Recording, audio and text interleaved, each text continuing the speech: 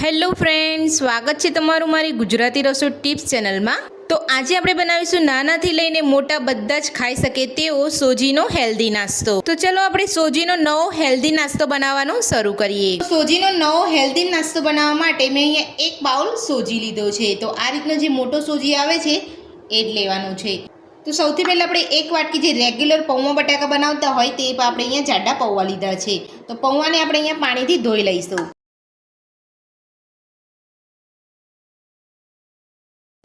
તો હવે આપણે પૌવાને આ રીતે હાથેથી ધોઈ લઈશું અને પછી એનું પાણી કાઢી અને પછી એને સાઈડ પર રાખી લઈશું, એટલે પૌવા આપણા એકદમ સરસ રીતે ફૂલી જશે। તો પૌવાને આપણે અહીંયા બે પાણીથી સારી રીતે ધોઈ અને પાણી કાઢી લીધું છે। તો હવે આપણે તેને સાઈડ પર રાખી લઈશું। તો પૌવાને ધોઈને આપણે અહીંયા સાઈડ ઉપર રાખી લીધા છે। તો આપણે અહીંયા એક બાઉલ સોજી લીધું છે, એને આપણે કૂક કરી લઈશું। તો સોજીને કૂક કરવા માટે આપણે ગેસ ઉપર એક કઢાઈ રાખી છે। તો સૌથી પહેલાં આપણે તેની અંદર 2 ચમચી જેટલું તેલ ઉમેરીશું। તેલને આપણે ગરમ થવા દઈશું। તો તેલ આપણું અહીંયા ગરમ થઈ ગયું છે। તો હવે આપણે તેની અંદર અડધી ચમચી જેટલું જીરું ઉમેરીશું। તો જીરું આપણું અહીંયા સરસ કકડી ગયું છે। તો હવે આપણે ગેસની ફ્લેમ બંધ કરી દઈશું અને જે બાઉલના માપથી આપણે અહીંયા સોજી લીધો હતો એ જ બાઉલના માપથી આપણે 2 બાઉલ પાણી લઈશું।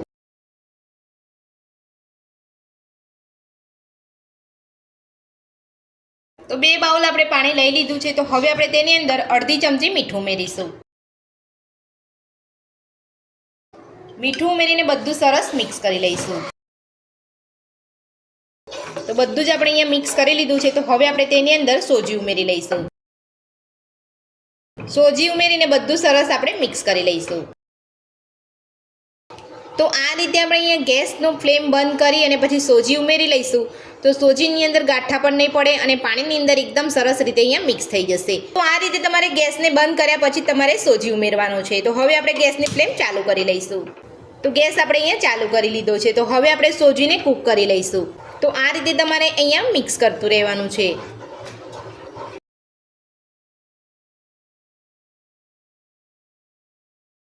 તો તમે જોઈ શકો છો અહીંયા સોજીની અંદર પાણી પણ એકદમ સરસ રીતે ચૂસાઈ જવા આવ્યું છે અને અહીંયા ગાંઠા પણ નથી પડ્યા। તો આ જ રીતે તમારે ગેસની ફ્લેમ બંધ કરી અને મીઠું ઉમેરીને પછી તમારે બધું મિક્સ કરીને પછી તમારે અહીંયા સોજી ઉમેરવાનો છે।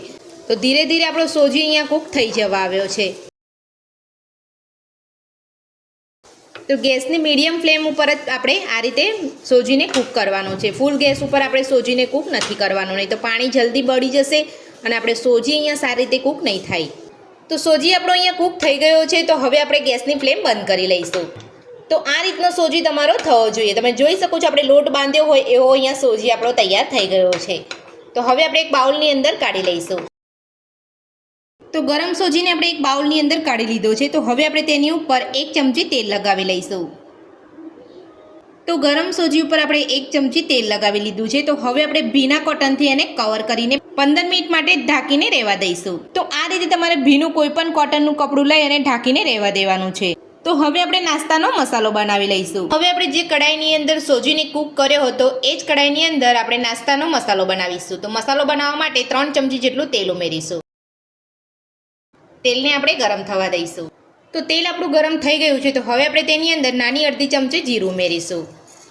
તો જીરું આપણું અહીંયા સરસ કકડી ગયું છે। તો હવે આપણે તેની અંદર ઝીણી સમારેલી ડુંગળી ઉમેરીશું। સાથે જ આપણે અહીંયા થોડા લીલા વટાણા ઉમેરીશું।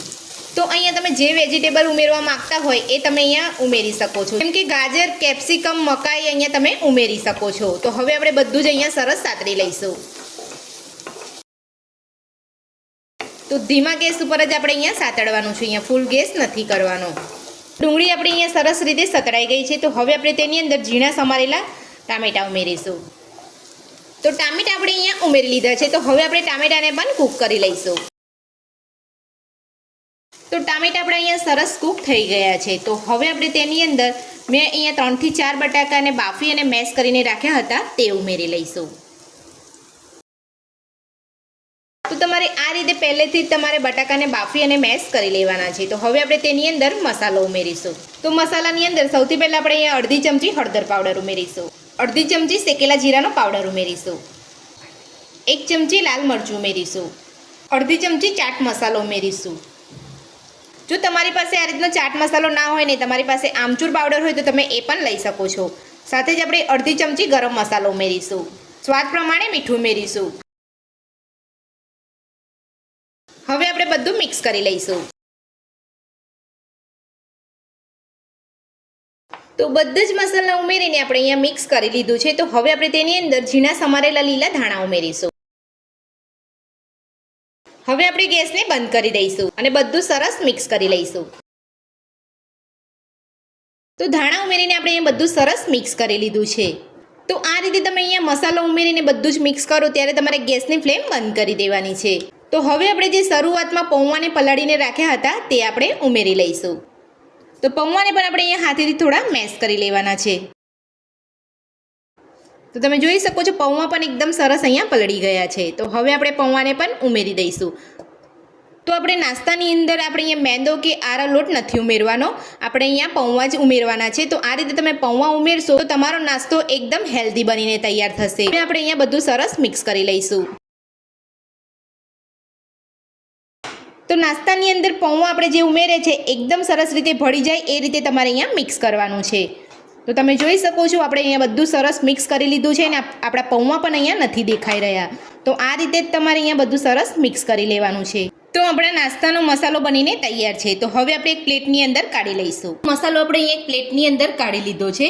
તો આ મસાલાની અંદરથી આપણે ટિક્કી બનાવવાની છે, એટલે આપણે આ મસાલાને નોર્મલ ઠંડો થવા દઈશું. તો મસાલો આપણો અહીંયા નોર્મલ ઠંડો થઈ ગયો છે. તો હવે આપણે મસાલાની અંદરથી નાસ્તાની ટિક્કી બનાવી લઈશું.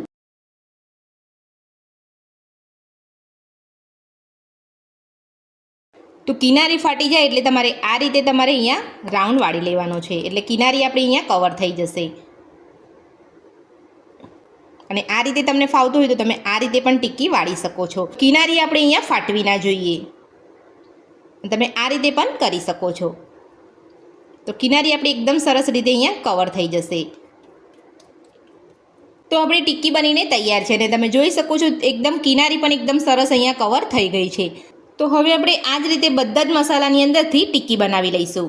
તો બધા જ મસાલાની અંદરથી આપણે ટિક્કી બનાવી લીધી છે. તો હવે આપણે જે સોજી ઢાંકીને રાખ્યો હતો એ ચેક કરી લઈશું. તો સોજીને ઢાંકે 15 મિનિટ જેટલો સમય થઈ ગયો છે. તો હવે આપણે ચેક કરી લઈશું. તો સોજી આપણો અહીંયા એકદમ સરસ સેટ થઈ ગયો છે. તો સોજીને આપણે અહીંયા થોડો મસળી લીધો છે અને આપણે અહીંયા સોજી સેટ પણ થઈ ગયો છે. તો હવે આપણે તેની અંદરથી 2 ભાગ કરી લઈશું અને આપણે અહીંયા રાઉન્ડ શેપમાં વાળી લઈશું. અને હવે આપણે વણી અને આપણે અહીંયા કટ કરી લઈશું. તો હવે આપણે સોજીના એક ભાગને અહીંયા ચોપિંગ બોર્ડ ઉપર લઈ અને વણી લઈશું. તો તમે પાટલા ઉપર લઈને વણવા માંગતા હોય તો તમે પાટલા ઉપર પણ વણી શકો છો. તો આ રીતે તમારે ફાટી જાય તો જોઈન્ટ કરી અને પછી તમારે હળવે હાથે વણી લેવાનું છે.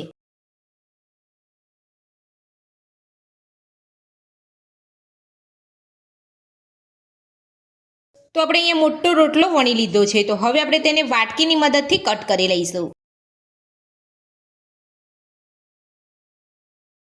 તો વાટકીની મદદથી આ રીતે તમારે કટ કરી લેવાનું છે. તો હવે આપણે જે સાઈડનો ભાગ છે એ કાઢી લઈશું.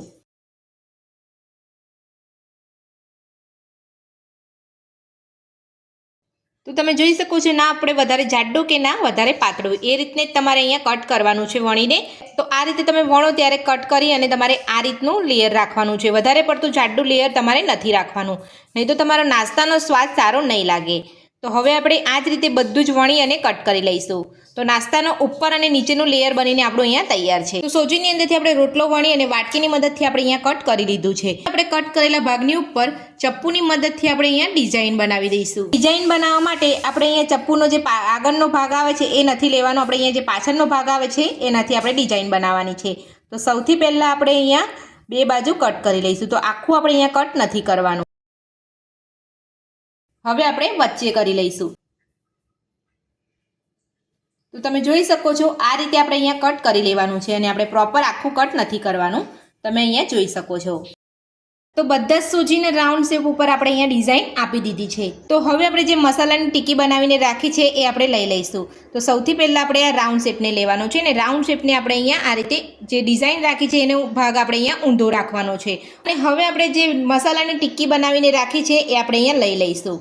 તો આ રીતે આપણે અહીંયા ટિક્કી ઉપર લઈ લીધા પછી હવે આપણે સોજીના બીજા ભાગને ઉપર લઈ લઈશું. તો આ રીતે જે ડિઝાઇન બનાવીને રાખી હતી એ જ આપણે અહીંયા આ રીતે ઉપર રાખવાની છે. તો તમે જોઈ શકો છો આપણી ડિઝાઇન પણ એકદમ સરસ લાગશે અને આપણો નાસ્તો પણ એકદમ સરસ કૂક થઈને તૈયાર થઈ જશે. તો થોડું તમારે અહીંયા પ્રેસ કરી લેવાનું છે. તો તમે જોઈ શકો છો દેખાવમાં પણ આપણો નાસ્તો એકદમ સરસ અહીંયા દેખાઈ રહ્યો છે. તો આ જ રીતે આપણે બધી જ આલુ ટિક્કીને આપણે સોજીની અંદર લઈ લઈશું. તો બધી જ મસાલાની ટિક્કીને આપણે સોજીની અંદર લઈ લીધી છે. તો હવે આપણે સેલો ફ્રાય કરી લઈશું. તો ખૂબ જ ઓછા તેલની અંદર આપણે અહીંયા સેલો ફ્રાય કરવાની છે. તો સેલો ફ્રાય કરવા માટે મેં અહીંયા ગેસ ઉપર એક પેન રાખ્યું છે. તો એની અંદર આપણે 2 ચમચી જેટલું તેલ ઉમેરીશું. તેલને આપણે અહીંયા થોડું ગરમ થવા દઈશું. તો નાસ્તો ડૂબે એટલું તમારે તેલ નથી લેવાનું, તેલ તમારે અહીંયા બહુ ઓછું લેવાનું છે. તો આ રીતે તમારો હેલ્ધી નાસ્તો બનીને તૈયાર થશે. તેલ આપણું ગરમ થઈ ગયું છે. તો હવે આપણે નાસ્તાને ફ્રાય કરી લઈશું. તો ગેસની મીડિયમ ફ્લેમ ઉપર જ તમારે અહીંયા નાસ્તાને ફ્રાય કરવાનું છે. તમારે ફૂલ ગેસ ઉપર ફ્રાય નથી કરવાનું.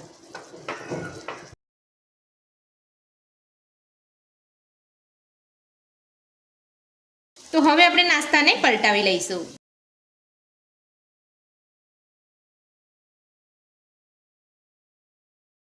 તો તમે જોઈ શકો છો અહીંયા એકદમ સરસ કલર આવ્યો છે. તો આ જ રીતે આપણે અહીંયા કલર આવવા દેવાનો છે અને નાસ્તાને ફ્રાય કરી લેવાનો છે. તો બીજી બાજુ પણ આપણે નાસ્તાને ફ્રાય કરી લઈશું. તો આ જ રીતે આપણે અહીંયા ખૂબ જ ઓછા તેલની અંદર નાસ્તાને ફ્રાય કરવાનો છે. તો હવે આપણે બીજી બાજુ પણ નાસ્તાને ચેક કરી લઈશું.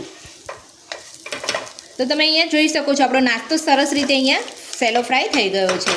તો આ જ રીતે આપણે બધા જ નાસ્તાને સેલો ફ્રાય કરી લઈશું. તો સોજીનો એકદમ હેલ્ધી નવો નાસ્તો બનીને આપણો તૈયાર છે. તો મારી આ રીતથી તમે આ નાસ્તો બનાવવાનું ઘરે એકવાર જરૂરથી ટ્રાય કરજો. નાનાથી લઈને મોટા બધા જ ખાઈ શકશે. સોજીનો આ નવો નાસ્તો બનાવવાની રીત તમને મારી આ કેવી લાગી મને કોમેન્ટ બોક્સમાં કોમેન્ટ કરીને જરૂરથી જણાવજો. રેસીપી પસંદ આવે તો વિડીયોને લાઇક કરજો, ચેનલને સબસ્ક્રાઈબ કરજો, તમારા મિત્રોને જરૂરથી શેર કરજો. Thank you.